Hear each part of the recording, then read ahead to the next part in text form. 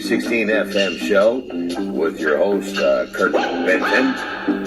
And today we're going to talk a little bit about the shooting in California and discuss a little bit about Donald Trump and some other issues. I hope you all are doing well today. This is one of my first tries, and I probably suck at it, but let's go back and see what happened in Thousand Oaks recently, and see if we can find out what the big deal is. We're on scene almost immediately to help us with identification process and with crime scene processing. We have no idea if there's a terrorism link to this event or not. As you know, these are ongoing investigations, and that information will come out as soon as we're able to determine exactly who the suspect was and what motive he might have had for this horrific event. I'd be happy to answer any questions you might have.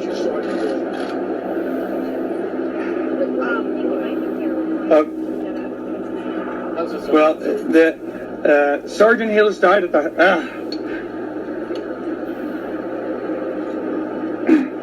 The sergeant passed away at the hospital about an hour ago. I only mentioned it might be terrorists because that's where we all go these days when we have multiple shootings like this. There's no reason for it, and we have this horrific death. I have nothing to lead me to believe, or the FBI, that there is any terrorism link here, but we certainly will look at that option. I'm sorry? What do you mean by devices? Well, see, I'm coming here a little bit late, but let's see what we can get from... There's some initial reports that a smoke bomb might have... in the beginning to start off how it started, but my prayers go out to the family that lost the Good morning. You're all experienced reporters, and you understand this is a dynamic, ongoing investigation and a tragic, tragic situation. So I'll go through the details. I'll share with you everything I have, and we'll answer all the questions you may have. Our partners from the FBI and Highway Patrol will also answer any additional questions you might have. Tonight at 11:20 p.m., Sheriff's 911 received multiple calls of shots being fired at the Borderline Bar and Grill in Thousand Oaks. Our first sheriff's unit arrived on scene. 3 minutes later, there was also 2 Highway Patrol officers on scene who had been on a local traffic stop and heard the traffic and responded right away. Approximately 3 minutes later, a Highway Patrol officer and a sheriff's sergeant made entry into the Borderline because they heard shots being fired and felt there might be additional victims inside. Upon going through the front door, basically, the bars, today are mixed up. Okay, and that's not a prejudice statement. It just means you walk in a bar, you walk in a bar. It's probably got everything now, everywhere now, because way the laws have changed and everything. Some things in public are probably going to be a little bit erratic, calmly, but now you walk into someplace, you don't know how casual things are accepted, and if it's going to cause you to be bumped into something that could be embarrassing, or you can get assaulted or raped. Now you got, add on top of it, you got shootings, and the motivation of these shootings. I was in Virginia when Virginia Tech happened, and I do know that my wife was out there doing something probably shouldn't have been doing, but she came home after being out there, supposedly visiting some friends, and she was drove right by the Virginia Tech, and you never know. And she really didn't take it in, but I took it in right away that was a sign of the end times. Even further investigation of that situation, the shooter was an ex-Marine. And I think he was Asian, North Korean, South Korean.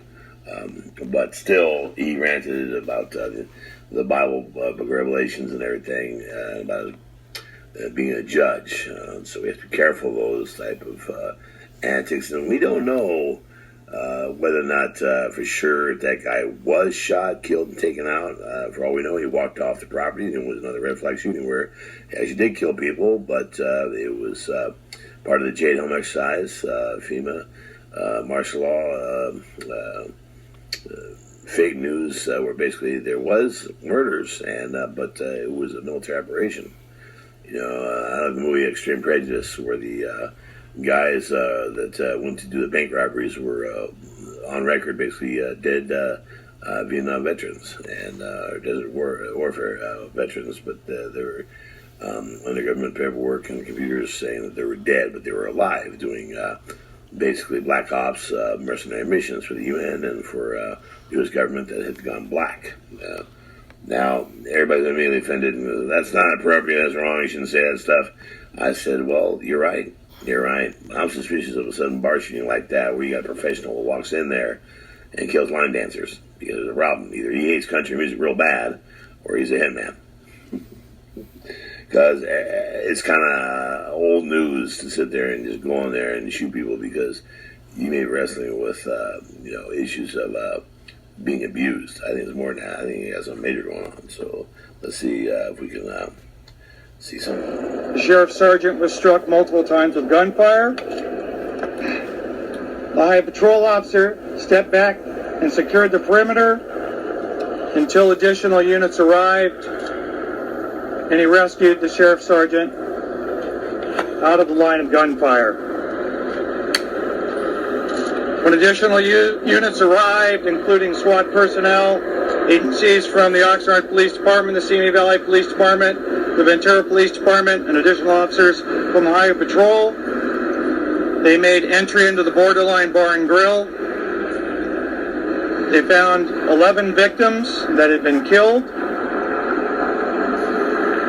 The suspect, who we believe was the only suspect, was dead inside. And there were multiple other victims of different levels of injury inside that were rescued from the scene and taken to local hospitals. In addition to the victims inside, and the numbers are upwards of 10 to 12, additional victims with minor injuries fled the scene on their own and took themselves to local hospitals. We have not identified the suspect yet. Our partners from the FBI were on scene almost immediately to help us with the identification process and with crime scene processing. We have no idea if there is a terrorism link to this event or not. As you know, these are ongoing investigations, and that information will come out as soon as we're able to determine exactly who the suspect was and what motive he might have had for this horrific event. Well, I mean, it's a shame. I mean, and excuse my bullshit about what I said earlier. My bottom line feeling about it is that get in there, get your beer, and get out. It's not nice. It's really sad. I wish better that situation. I was scared to death. My grandmother out there and a whole bunch of my relatives, Steve Lodge and grandmother and my cousin Ryder Lodge out at ESPN, they all, not my grandmother, but my cousins, they go bar hopping down that, and I want my family shot. It's kind of gross, and it'll piss people off. But what I like is what I heard from the young girl who saw what she saw. How are you doing, if you don't mind recounting what you saw and what you did?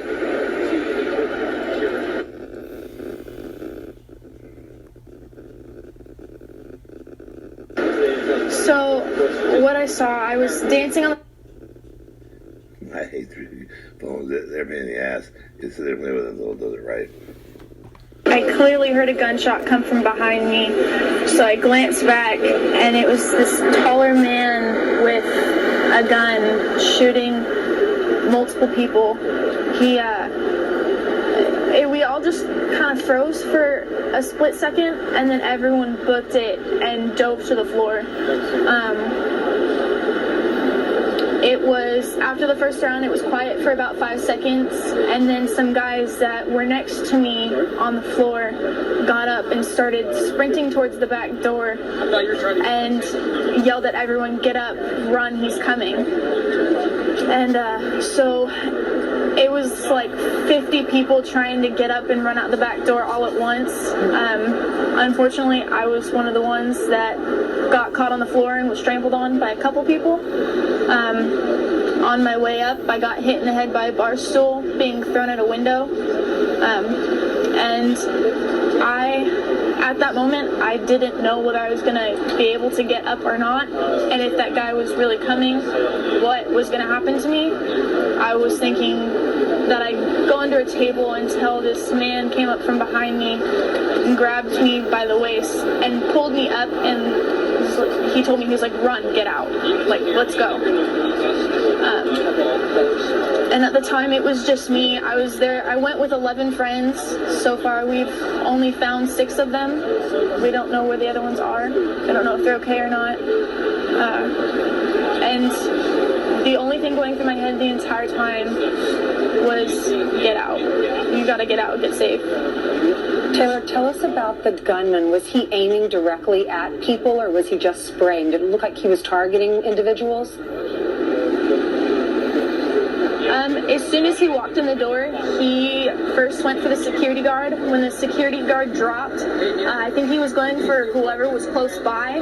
I saw 2 more people drop, and then from there, I was already in a dog pile with people below me, people on top of me. I couldn't see anything. Yeah, Taylor, describe the gunman and his shooting, because apparently you told some folks that you thought you saw him reload. Did you see anybody actually get shot by him? I saw 3 people get shot by him. As soon as he walked in, he had perfect form. I'm born in a military family, and I've been around guns my entire life. I've been shooting them.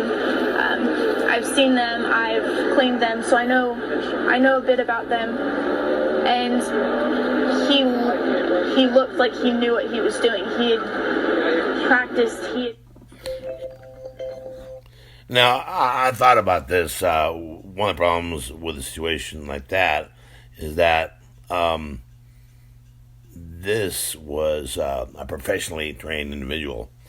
And when I was in the military overseas in Korea, when we did a full legal exercise, all the Op 4, all the invasion was 4 soldiers, 4 airmen, or whoever decided to play the Op 4, the enemy, coming at us. And a couple places where I was at during the full legal exercise, I used my night vision goggles, and I saw these 3 lines, basically, bodies walking across a field toward me. And it was far out. They get moving slow, real slow.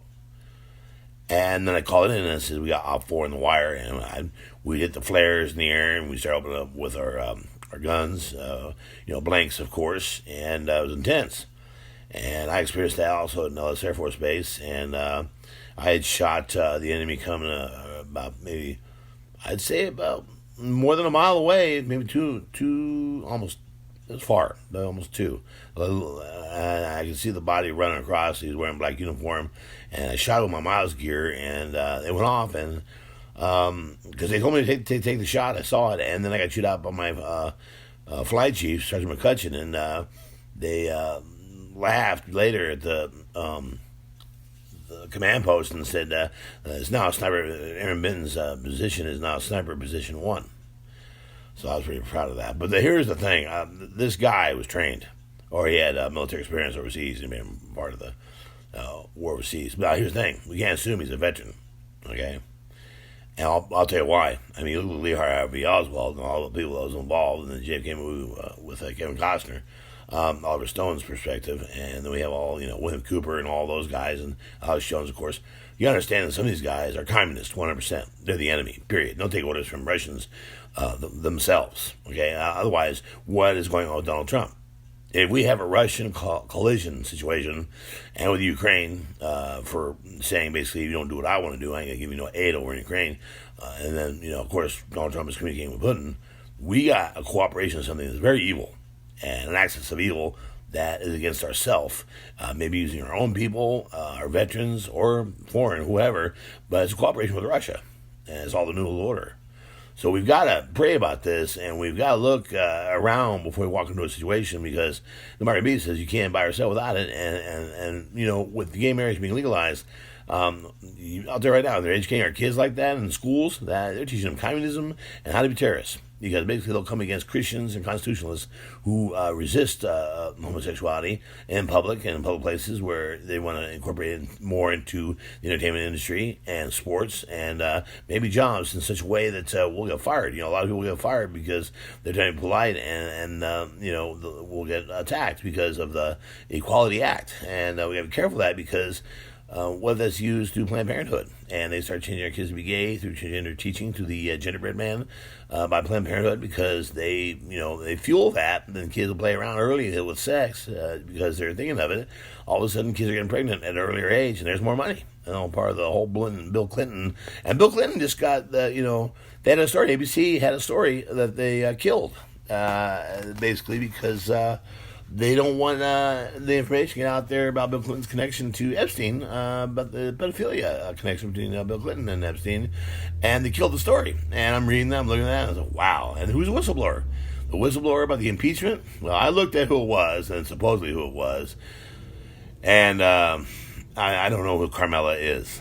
Carmela somebody is a guy with a female name, which is interesting. It reminds me of, you know, what's that Spanish lady on the PBS show, there's a spy. I can't remember what that was, but red outfit. But I don't know if this is a guy's a weirdo or what. He has information about Ukraine phone call, and I don't know what it is. But it's connected to Bill Clinton and the Epstein situation, and that's why ABC killed the story, because it's incriminating of also Donald Trump being involved with that. You know, we don't know. So we got to wake up, America.